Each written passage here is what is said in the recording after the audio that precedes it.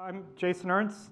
I'm faculty here at UCLA in biological chemistry, computer science, and computational medicine. I'll be speaking about computational methods for modeling and analyzing epigenomic data. So this talk will be broken into two parts. The first will be on general chromatin state modeling and annotations, where we're focused on annotating specific positions in the genome. And then the second part will be taking a gene-based epigenome modeling perspective. So what motivates a lot of this work, and the previous talk also touched upon this, is that we have this vast human genome of about 3 billion bases, and we'd like to be able to understand what's encoded in this. And one of the challenges is that the vast majority of it is non-coding DNA that doesn't code for proteins. And many of these are expected to have regulatory effects, and it's of intense interest because that's where the large majority of genome-wide association study hits are falling. So one of the key tools that we're going to use is epigenomic data, which provides markers to annotate the genome. And in particular, one of the focuses of what I'll be speaking about is histone modifications, which are chemical modifications to the amino acid residues of the histone proteins that comprise the nucleosome in which the DNA is wrapped around. And there can be a lot of specificity in these different histone modifications in terms of which specific amino acid is being modified, which chemical modification, the number of occurrences. And you'll see notations such as H3K4Me3, which means histone 3, lysine 4 is trimethylated. And we're able to, with the ChIP-seq assay, get these genome-wide measurements of where these epigenetic marks are. They can produce a density track in a single experiment, producing on the order of like 20 million data points, telling us about the presence of different histone modifications. And there's not just one histone modification that's being mapped. Usually in a given cell type, there might be multiple different histone modifications or other chromatin marks for which you have data for. So then if you're trying to annotate the genome based on that, you would want a way to combine that information and to think instead of about the individual marks into the general chromatin state. So to handle this, I had previously developed a method that would de novo discover the major recurring combinatorial and spatial patterns. So you can see here in the red are these regions that tend to correspond to promoters of genes, and in green, these regions that are corresponding to gene bodies, these transcribed regions. So the approach that I had developed previously for this was based on a multivariate hidden Markov model. So the approach is called ChromaHMM, and the idea is that you're learning de novo from the data a hidden Markov model that's a multivariate hidden Markov model. So what that means is at any given state of the HMM, you can observe multiple different marks present. So you're modeling what's the probability of seeing each of these marks. And it's modeled with the product of independent Bernoulli random variables. So the underlying modeling approach here is that there's unobserved these different elements of the genome that we don't observe directly. After our pre-processing, we have this binarized input for the different histone modifications that are pre-processed at this 200 base pair non-overlapping intervals. And then we have what we learn are these state assignments from this hidden Markov model. And it's illustrating here that in different states, we could have these different probabilities of these different modifications. And then we can also, using the spatial information of the HMM through the transitions, differentiate, for example, at this location, we're still in state 5, while at some other location, we're in a different state 6, even though we didn't observe any marks at either of those 200 base pair intervals by reasoning about the spatial neighborhood information. So one of the sort of original large-scale applications of this approach was in the context of the original ENCODE scale-up phase, where we took this modeling approach and applied it to 9 human cell types with a panel of different histone modifications. So this is a view of all the data at one genomic location. And in order to apply this approach to multiple different cell types, what we did is we virtually concatenated the different cell types, so we learned one common set of chromatin state definitions, but then we allow ourselves to make cell type specific chromatin state assignments. So what you're seeing here, the rows correspond to different states, the columns, the different marks, and the values. What's the probability of observing that mark when you're in that state? So once you have one of these models, you can go across the genome in each cell type and annotate each location to being an instance of each state. And then you can compare it to other known information about the genome in terms of where promoters are, where transcription factors bind, where evolutionarily conserved bases are, and so forth, and then start giving candidate annotations to the states in terms of like these are different classes of promoter regions, different classes of enhancer regions, transcribed, repressed, heterochromatic, and so forth. And this is an illustration of the modeling approach where we've taken the same genomic loci and we're showing in 4 different cell types the raw input and then the chromatin state assignment. And then you can see below it the chromatin state annotations for the 9 cell types. And as I had mentioned, one of the original motivations of this approach is to better understand the non-coding genetic variants. And once we started having these genome-wide maps, we were then overlaying this with genome-wide association study data. And we were one of the early people to make sort of this connection of where the non-coding variants were falling was showing significant enrichment many times in a biologically relevant cell type to where there was these regulatory elements based on the chromatin data in terms of like candidate distal enhancer regions. And since then, there's been a large sort of subfield working on this connection between some of the epigenomic annotations and genetic variation. So what this is showing you here in this specific example was there's a specific over-enrichment for GWAS variants in K562 cells, which is the biologically relevant cell type to this GWAS looking at erythrocyte phenotypes. And since then, we've been applying this in a variety of other biological contexts. So this is showing different collaborations I've had at UCLA and with external collaborators as well, looking at epigenomics of melanoma progression using the chromatin states to study induced pluripotent stem cell reprogramming, as well as looking at 3D genome organization in the developing brain. And outside, it's been used for sort of a broad range of applications by others. So this sort of, in general, this epigenomic data has been very useful, and there was a NIH consortium that formed to systematically map this in primary cell and tissue types at the time when ENCODE was focused primarily on cell lines, called the Roadmap Epigenomics effort. And this was showing the grid of data which had different cell and tissue types, and then the columns were different marks, and blue meant there was at least one experiment which had that mark mapped in that cell or tissue type. And once we had this data, we could apply chromHMM, in this case, based on the 5 marks for which we had data in all the reference epigenomes. So this is showing you a model with 15 states, and then the annotation at one genomic region in each of these 127 reference epigenomes. And then we also took, there's an additional mark, H3K27 acetylation, which is mapped in 98 of them.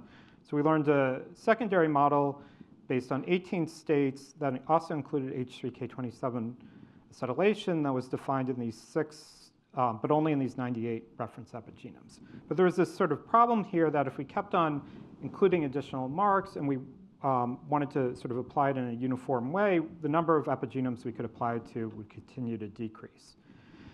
So this led to a problem. How could we apply this sort of uniformly across all the reference epigenomes with more than 5 chromatin marks? So I developed an approach called chromimpute, which would impute missing cell type mark combinations without any data from that actual experiment for that mark but it assumes that you have other data in that cell or tissue type from other marks, and then you have that mark of interest in other cell and tissue types, and particularly the model would emphasize cell or tissue types that you think are more similar to the target cell or tissue type. So the approach that I developed was based on an ensemble of regression trees that would combine these two classes of information, other information about other marks in that same cell or tissue type and that target mark in other cell or tissue types, particularly emphasizing those that are more similar to you. So once we had this imputed data, we could then define chromatin states based on a larger set of marks. So this is showing you a chromatin state model based on 25 states across 127 reference epigenomes on 12 marks. So this has been one of the sort of richest available annotations of the non-coding genome in terms of chromatin state annotations.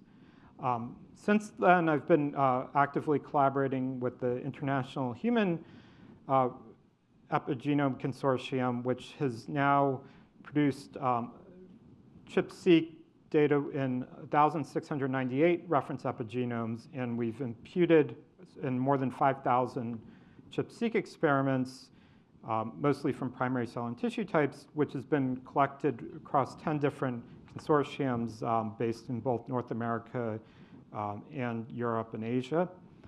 And we've imputed another over 4,000 ChIP-seq experiments, and we have now produced chromHMM annotations for 1,698 reference epigenomes, and this is a visualization of those annotations.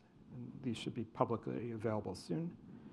But one issue that we've been thinking about is it's starting to get unwieldy now that we have these reference epigenomes or chromHMM annotations in so many reference epigenomes. Just sort of working with that many different reference epigenomes might not always be the ideal strategy.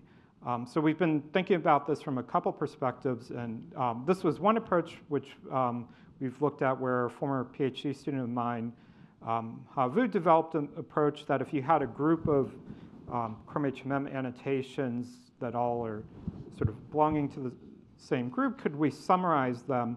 And she came up with a probabilistic approach that did something that was somewhat better than just sort of taking the most frequent chromatin state annotation in that group, reasoning about exactly which chromatin states were seen in which samples out of the position you're trying to annotate based on the relationship across many genome-wide using an ensemble of multi-class logistic regression classifiers.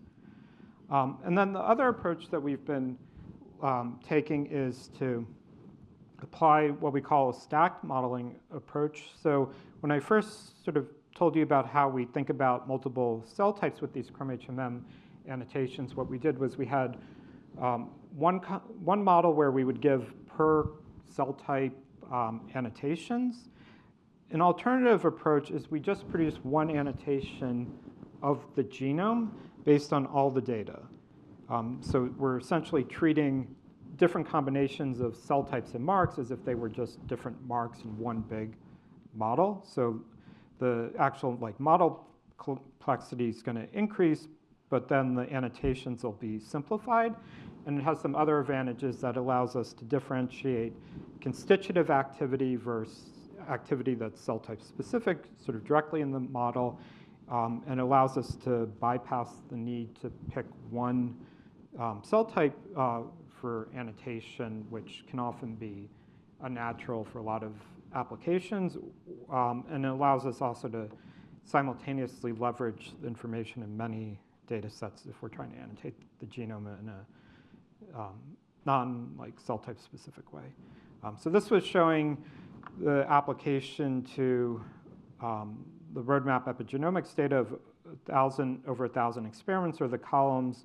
The rows are the different states. We had 100 states here, and then the mission parameters are shown here. And then we're showing on the right side the most frequent marks or the marks with the highest probability, and the cell type groups that they belong to. So this is showing, for example, that we had a state which was associated specifically with marks that are associated with enhancers in embryonic stem cells and iPS cells. And this is showing the per cell type annotations at those positions.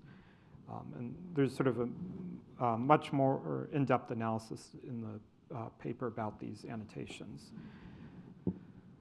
And one of the recent applications that we had of using these annotations was in a collaboration with Steve Horvath and more broadly the Mammalian Methylation Consortium, which has a lot of other sort of independent aspects to the chromatin states. But what we were doing in this paper was based on data from more than 300 mammalian species and over 15,000 samples. We identified CPGs that were associated with lifespan, maximum lifespan, or age based on epigenome-wide association studies. And there was a lot of meta-analysis across many different cell or tissue types.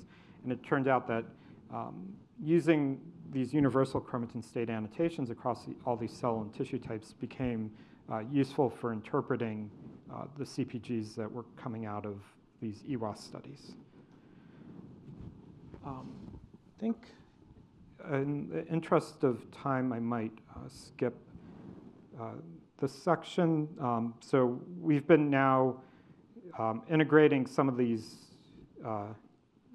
approaches with high-throughput functional testing data. There's a preprint on bioRxiv. And now I'll move into the gene-based epigenome modeling and annotations. So what we've been focused on here, so previously the chromatin state annotations were on a per position basis. But for many analyses that people are interested in, they're often gene-based analyses. So one is interested in sets of genes from like the transcriptome data. And the question is, how can one go from this epigenomic data, which is across the whole genome, to gene-based annotations? And we were noticing that often it could be relatively sort of ad hoc or post hoc steps where, for example, you might take the chromatin state at the transcription start site. So we wanted to have a principled model-based approach to this. And this is sort of an illustration of what we're trying to do here is we're taking this whole gene region and all the data across it and giving it one chrome gene annotation to it. So one specific annotation.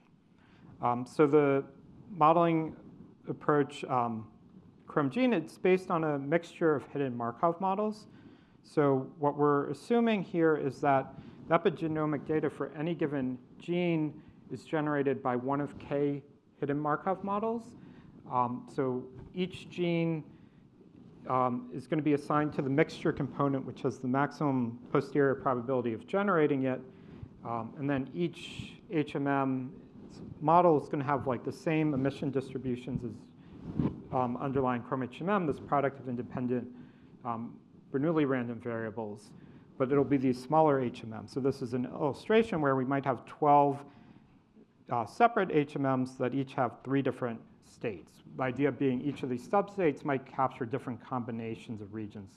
So you might have one state sort of corresponding to the marks that you see at the promoter, another like along the gene body, and a third something else like capturing within gene enhancers.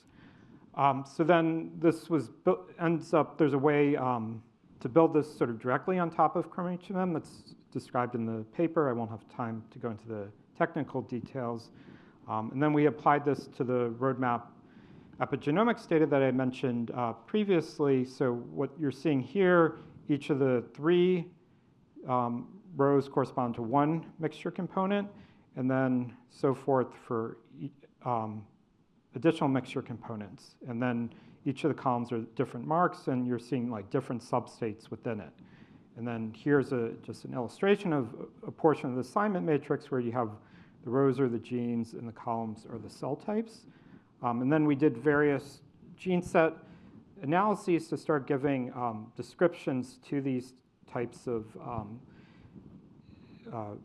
chrome gene annotations, like some heavily enriched for zinc finger genes, and some are associated with more housekeeping genes, and other types of repressive regions. But one thing that might be sort of, you're wondering about, like, are there additional information in these annotations relative to gene expression? And we looked at this. This is showing one analysis where you could see different chrome gene annotations which are associated with similar levels of expression. So here are two different ones that are associated with different levels, similar levels of expression on the x-axis, but then they're associated with a much different likelihood of genes in this annotation of being a high protein loss of function intolerant genes. So these are genes where if you have loss of function mutation, the human species isn't tolerant to them, so to identify sort of like an important set of genes. And we can, even though the gene expression data is similar in the cellular tissue type based on this chrome gene annotations, we can differentiate different classes of genes. And it corresponds to having different combinations of marks across the gene. And similar to the chrome-HMM annotations, we've also now generated a resource of these based on 1,698 IHEC reference epigenomes, in this case based on 6 marks. And we can again see different chromatin marks associated with similar expression distributions in certain annotations. So just to summarize, I presented the chrome-HMM method for discovering chromatin states, and it can be used for cell type specific gene annotations, chrome-impute for imputing epigenomic data, method CSREP, which can summarize chromatin state information. I presented a universal chrome-HMM, and we have annotations available now in human and mouse, and we have also presented this method, chrome gene, for gene-based epigenome annotations. And I'd like to acknowledge the people that did the work and many of the collaborators. Thank you for your attention. Be happy to take questions.